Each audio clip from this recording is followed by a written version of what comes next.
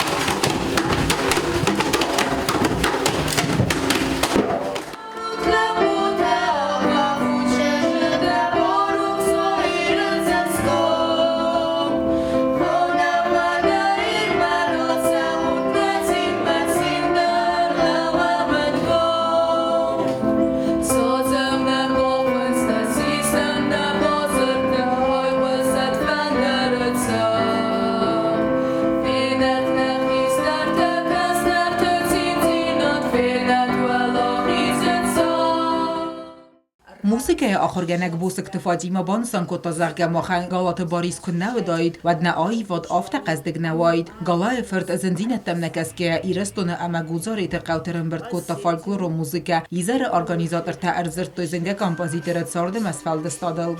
Если бы этот человек, будучи не думал об культуре астинского народа, об истории астинского народа, наверное, мы бы сегодня не знали такие красивейшие народные песни, народные танцы, которые он собрал, будучи совершенно молодым выпускником Ленинградской консерватории.